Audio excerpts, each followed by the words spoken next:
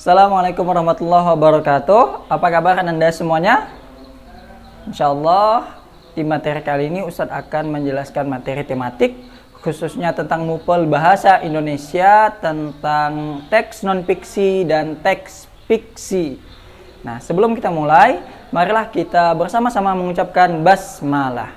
Bismillahirrahmanirrahim. Nah, Ananda, mengapa kita harus mempelajari materi ini, materi tentang teks fiksi dan teks non-fiksi ini? Karena, siapa yang pernah membaca koran? Atau siapa yang pernah baca komik? Atau siapa yang pernah baca buku geografi? Atau siapa yang pernah baca buku biografi? Nah, itu ada hubungannya dengan teks fiksi dan teks non-fiksi. Itu semuanya adalah contoh-contoh dari teks fiksi dan teks non-fiksi. Jadi, contoh misalnya kalau kita membaca Al-Quran, baca Al-Quran itu teks apa sih? Nah, atau ketika kita membaca koran, koran itu termasuk teks apa sih?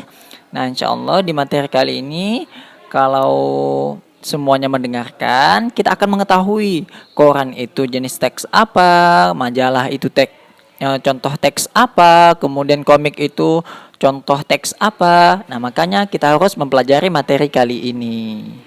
Silakan dengarkan penjelasan Ustadz berikut.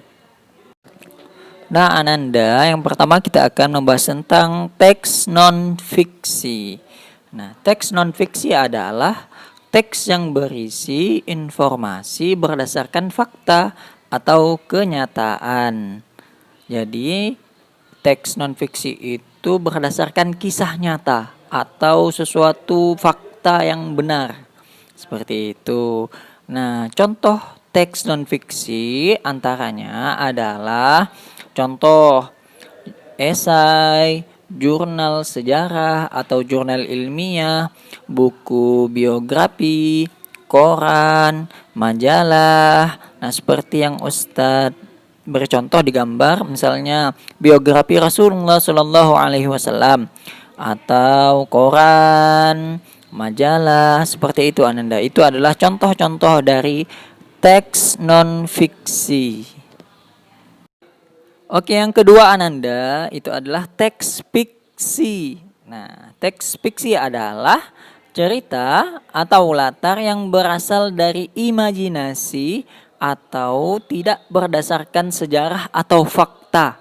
Nah, Ananda, contoh dari teks fiksi ini adalah contoh misalnya komik, novel, cerpen, itu cerita legenda, biasa seperti itu. Itu adalah contoh-contoh dari teks fiksi.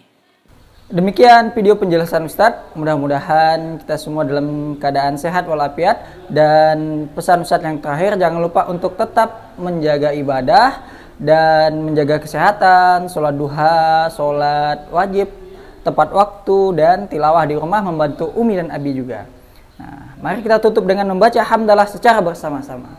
Alhamdulillahi Rabbil Alamin. Assalamualaikum warahmatullahi wabarakatuh.